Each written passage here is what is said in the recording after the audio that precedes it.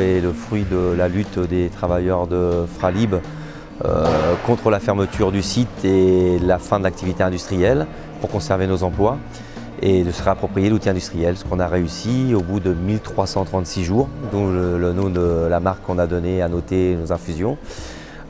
Et donc Scopti a vu le jour en août 2014. Et donc aujourd'hui, voilà, on est très fiers de pouvoir être un des acteurs de conditionnement de thé et d'infusion, être toujours un acteur de conditionnement et thé d'infusion sur le territoire français. Faire les produits, les développer, les conditionner, tout ça on sait très bien faire. Ici, pour beaucoup d'entre nous, on a plus de 30 ans d'ancienneté, donc ce sont des choses qu'on maîtrise très bien.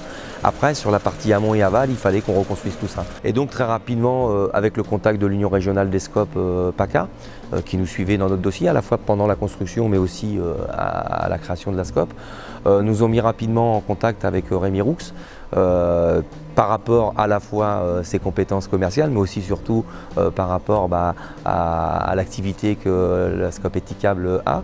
Et donc on a très vite eu des contacts avec Rémi Roux, à la fois pour échanger comment on pourrait éventuellement collaborer pour avoir des volumes, ce qui est la concrétisation aujourd'hui, mais aussi comment il pouvait nous aider sur la reconstruction de la partie commerciale, un appui au moins on va dire de parrainage et de nous aider à la réflexion. Donc évidemment ça rentre complètement dans la philosophie de notre SCOP, puisque on se rend bien compte, hein, vous l'avez vu, la taille de l'usine, c'est une usine qui est énorme. Il fallait qu'on trouve des moyens assez rapides pour avoir des volumes d'activité, et donc on travaille avec différentes enseignes. Avec beaucoup d'entre elles, on a une relation de tout simplement de clients-fournisseurs, et nous ce qu'on recherche principalement, que ce soit en amont comme en aval, c'est d'avoir des relations de partenariat, mais pas de simples clients-fournisseurs. Et donc forcément, avec Éthicable, on arrive à avoir ce rapport-là.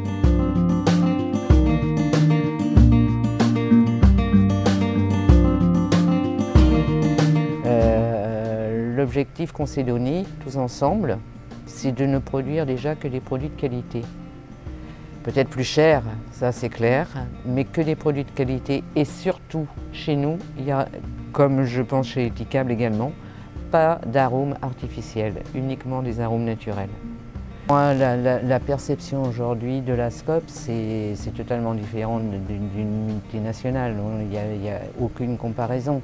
On participe à tout. On ne nous impose pas, on participe. Et ça, c'est déjà beaucoup.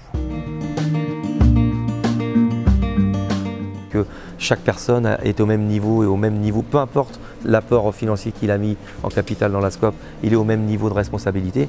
Donc je pense que ça, en termes des valeurs à communiquer, c'est vraiment quelque chose de fort. Enfin moi, pour ma part, dès l'instant qu'on m'interroge là-dessus, il n'y a pas photo, il faut aller vers ce modèle-là.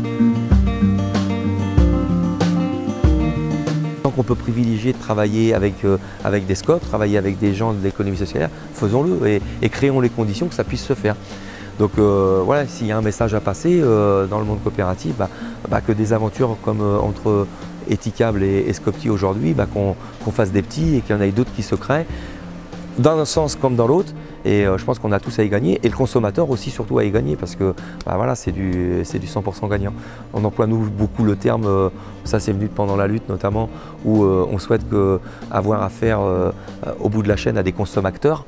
Et je pense que oui, les consommateurs, ils ont un bulletin de vote entre les mains à chaque fois qu'ils rentrent dans un magasin, en faisant le bon choix, des bons produits, et que le produit soit de qualité, mais aussi qu'il y ait une histoire derrière. Et je pense que ce soit pour Éthicable, avec Paysans d'ici, ou pour nous 1336 et la gamme Scopti, il y a vraiment une belle histoire derrière. Donc les consommateurs, il n'y a pas photo.